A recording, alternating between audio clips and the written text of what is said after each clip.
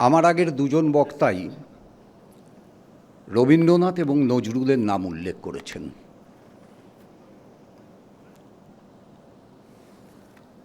1937 সালের 17 ফেব্রুয়ারি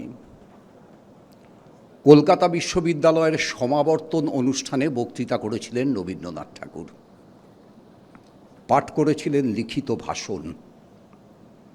বলেছিলেন, প্রাণী বিবরণে দেখা যায় এক জাতীয় জীব আছে যারা পরাশক্ত হয়ে জন্মায়, পরাশক্ত হয়েই মরে। পরের অঙ্গীভূত হয়ে কেবল প্রাণধারণে তাদের বাধা ঘটে না, কিন্তু নিজের অঙ্গ প্রত্যঙ্গের পরিণতি ও ব্যবহারে তারা চিরদিনই থাকে পঙ্গু হয়ে। আমাদের প্রধানমন্ত্রীর নাম কি ডোনাল্ড ট্রাম্প? ভারতের সঙ্গে পাকিস্তানের যুদ্ধ বন্ধ হবে ঘোষণা করছেন ডোনাল্ড ট্রাম্প। ভারতের সঙ্গে আমেরিকার বাণিজ্য চুক্তি হবে।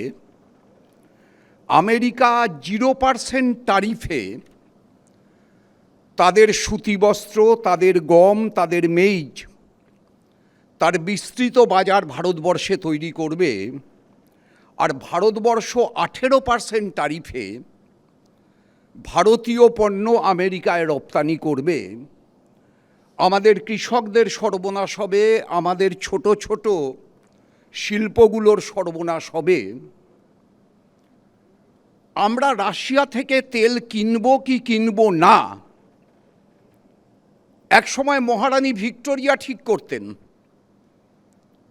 ভারতবর্ষ কোথায় কি বেচবে আর কোথায় কি কিনবে। আজকে ডোনাল্ড ট্রাম্প ঠিক করছেন। রবীন্দ্রনাথকে স্মরণ করছেন। এই তথ্যগুলোকে বাদ দিয়ে করছেন কেন?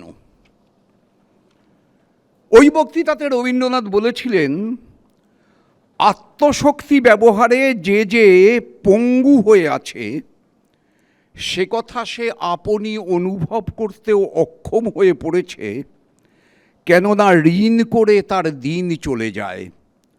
গৌরব বোধ করে এই ঋণ লাভের পরিমাণ হিসাব করে। মহাজন মহলে সে দাসখত লিখিয়ে দিয়েছে, সে যা ভোগ করে তা উৎপন্ন করে না। হ্যাঁ, ঠিকই তো, 2021 নির্বাচনের পরেই তো লক্ষ্মীর ভাণ্ডার চালু হয়েছে।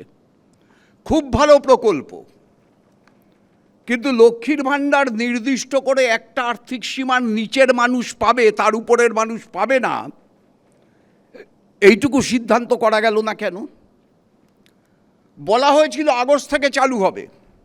নির্বাচনের দিকে তাকিয়ে কিছুই করা হয় না, কিন্তু পয়লা এপ্রিল থেকেই তথাকথিত বেকার যুবদের যুবশ্রী নাকি একটা নতুন প্রকল্প, সেইটা দেওয়া হবে 1,500 টাকা করে। দুদিনে 14 লক্ষ লোক ডবল চাকরি হয়েছে। ব্যাপক বিস্তার হয়েছে, কৃষিদের আয় 3 গুণ বেড়ে গেছে, প্রচুর কর্মসংস্থান হয়েছে।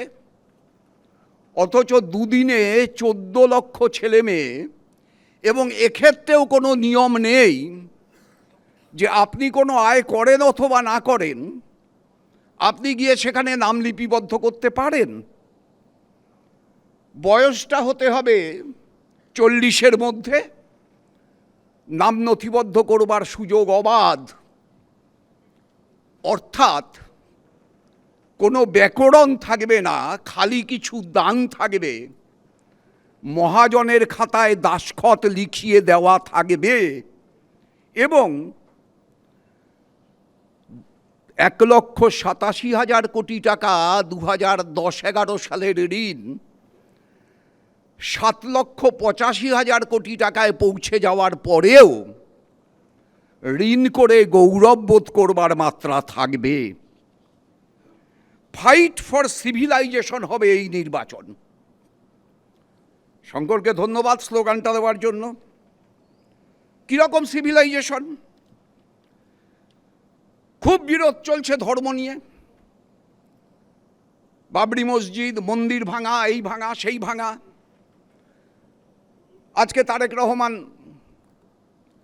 বাংলাদেশে শপথ নিয়েছেন, মোহাম্মদ ইউনূস পদত্যাগ করেছেন, ও ইসলামিক রাষ্ট্র বাংলাদেশ 92% মুসলমান, 7% হিন্দু, তারা সবাই মিলে ঠিক করে উগ্র ইসলামালাইজেশনকে, মৌলবাদী ইসলামাইজেশনকে, জামাতকে হারিয়ে দিয়েছেন একমত হয়ে সবাই। আর আমাদের এখানে মুর্শিদাবাদের কাশেম বাজারে কালী মূর্তি ভাঙতে গিয়ে অ্যারেস্ট হচ্ছেন আরএসএসের কর্মী তাপস মণ্ডল। বেলডাঙায় কার্তিক পুজোর প্যান্ডেলে আল্লাহ নিয়ে কুরুচিপূর্ণ লাইটিং করে গ্রেপ্তার হচ্ছেন বজরং দলের সদস্য সায়ন হালদার। নদিয়ার চাপড়ায় সরস্বতী ঠাকুরের মূর্তি ভেঙে গ্রেপ্তার হচ্ছেন বিজেপির পঞ্চায়েত সদস্য প্রসেনজিৎ ঘোষ। দক্ষিণ 24 পরগনার কাকদ্বীপে কালী মূর্তি ভাঙার দায়ে গ্রেপ্তার হচ্ছেন বিজেপি কর্মী নারায়ণ হালদার। সিভিলাইজেশনের জন্য লড়াই হচ্ছে, ফাইট ফর সিভিলাইজেশন চলছে। ফাইট ফর সিভিলাইজেশনে কুলদীপ সিং সেঙ্গার বেল পাচ্ছেন, আশারাম বাপু বেল পাচ্ছেন, গুরমিত রাম রহিম সিং 8 বছরে 15 বার বেল পাচ্ছেন, প্যারোলে মুক্তি পাচ্ছেন।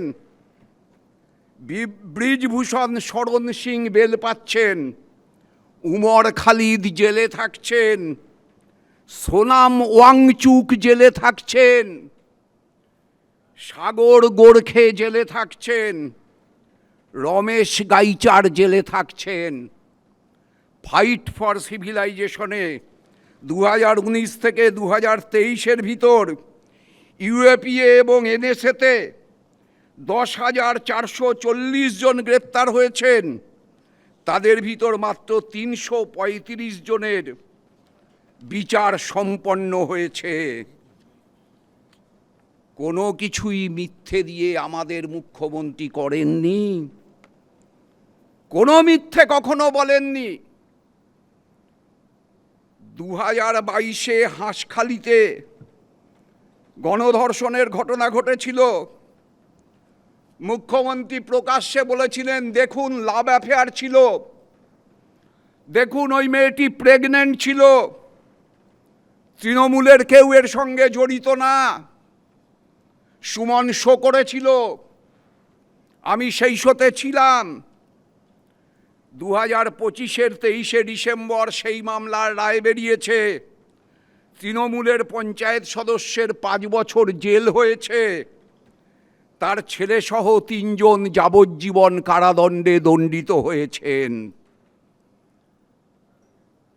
পার্থ স্বাস্থ্যসাথীর কথা বলেছে। কুণালদা উপস্থিত থাকতে স্বাস্থ্য নিয়ে আমার কিছু বলা উচিত না, আমি বলবও না।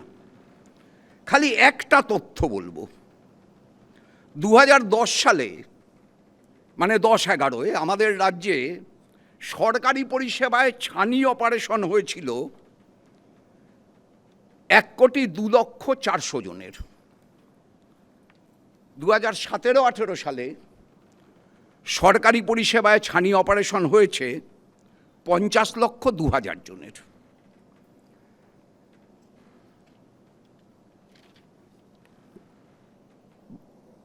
মিথ্যের মধ্যে মুখ্যমন্ত্রী নেই। আমি জানি না, এরপরে নিশ্চয়ই সমীরদা বলবে 56,000 কলকারখানা যারা বন্ধ করে গেছে তারা কেন কর্মসংস্থানের কথা বলছে। 2011 সালের নির্বাচনী ইশতেহারে তৃণমূল কংগ্রেস 25 নম্বর পাতায় লিখছে 56,000 কারখানা বন্ধ, এই কারখানাগুলোর সম্মিলিত জমির পরিমাণ 44,000 একর। এই 44,000 একর জমিতেই আমরা নতুন কারখানা তৈরি করব। 25 নম্বর পাতা, 2011 তৃণমূলের নির্বাচনী ইশতেহার। আর বিধানসভায় 23/12/2011 জোসেফ মুন্ডার প্রশ্নের জবাবে সরকার জানাচ্ছে 2011-র 31শে অক্টোবর পর্যন্ত রাজ্যে বড় মাঝারি বন্ধ কারখানার সংখ্যা 83, 25টা বড়, 58টা মাঝারি কারখানা। এরপরেও নিশ্চয়ই শহীদদা বলবে, শুনব। এই এত কথা হচ্ছে এসআইআর নিয়ে। আচ্ছা, এসআইআরের দাবিটা প্রথম তুলেছিল কে? সবার মনে আছে চরণজিৎ সিং অটোয়াল, সবার মনে আছে এই নির্বাচনের ভোটার লিস্ট সম্পূর্ণ বাংলাদেশি ভোটার দিয়ে ভরা, ছুড়ে দেওয়া হয়েছিল স্পিকারের গায়ে। 2021-এ নির্বাচনী আইন সংশোধন বিল এলো, মমতা ব্যানার্জির দল টিএমসি বিলের বিরুদ্ধে ভোট না দিয়ে ওয়াক আউট করেছিল। কেন? জানতেন না ভবিষ্যতে এটাকে কি কারণে ব্যবহার করা হতে পারে? আর যদি জানতেন নাই হয়, তাহলে এবারে যখন শুরু হচ্ছে এসআইআর, তামিলনাড়ু কিংবা কেরালার মতো বিধানসভায় বিল পাশ করলেন না কেন? সুপ্রিম কোর্টে যান কথায় কথায়, কেন সুপ্রিম কোর্টে গেলেন না? গেল তো মোস্তারি বানু, সেই মামলায় সওয়াল করলেন মমতা ব্যানার্জি। কাকে বোকা বানানোর জন্য? কেন বোকা বানাতে চাইছেন? আসলে যাই করতে চান আপনি আর যাই করতে চাক বিজেপি, সম্প্রতি খবরে প্রকাশিত হয়েছে ইসরায়েলের জাস্টিস নেতানিয়াহুর বিরুদ্ধে দুর্নীতির মামলা যিনি করছিলেন, বেনি স্যাগি, তিনি গাড়ি দুর্ঘটনায় নিহত হয়েছেন। মনে পড়ছে জাস্টিস লোয়া, অমিত শাহ। এখন আমাদের তো কবিদের দেশ, রবীন্দ্রনাথ নজরুলের নাম উচ্চারিত হয়েছে, আরও কত কবি আছে, কথাঞ্জলির কবি আছে, ডক্টরেট পাওয়া কবি আছে, লিখে ফেলাই যায়। বেনি স্যাগি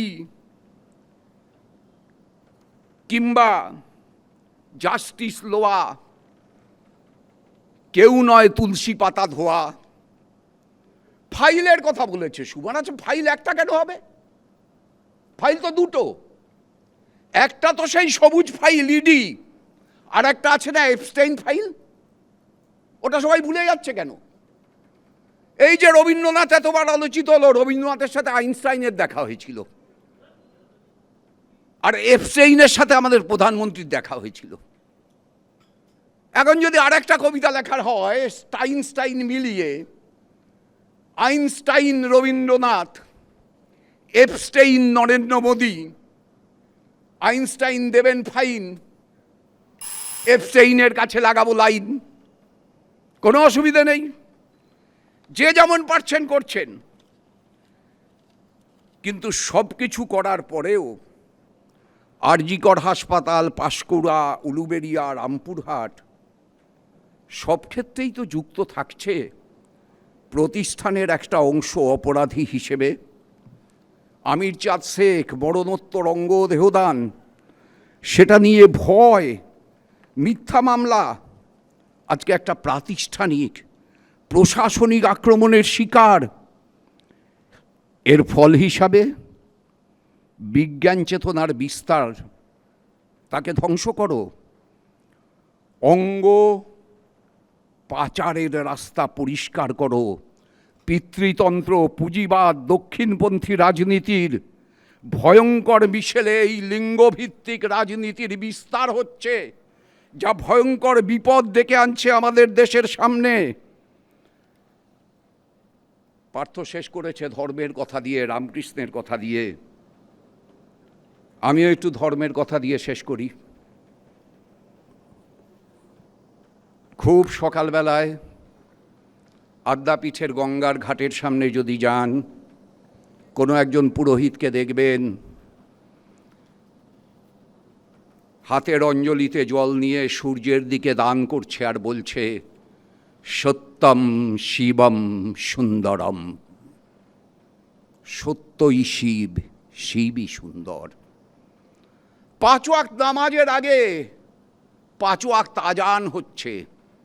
আজানের সুরে যে কথাগুলো ভেসে আসছে, ভালো করে খেয়াল করলে, সংখ্যালঘু মানুষ কেউ থাকলে জানবেন, তার একটা সুরে বলা হচ্ছে, হাইয়া আলাল ফালাহ, যার অর্থ হচ্ছে চলো সত্যের পথে, চলো শান্তির পথে। একজন বৌদ্ধ ভিক্ষু, সে তার মঠ প্রদক্ষিণ করছে হাতে জ্বলন্ত প্রদীপ নিয়ে,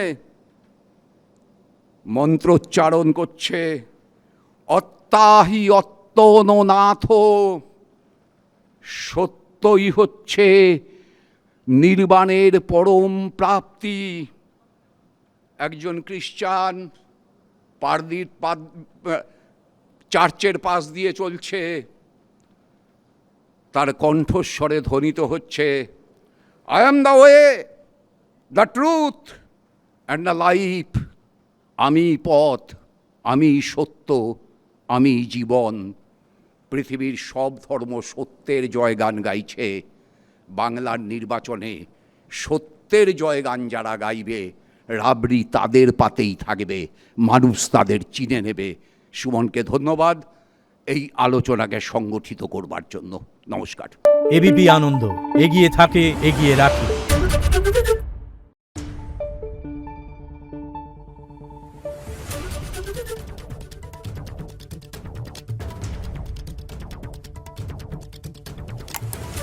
Thank you.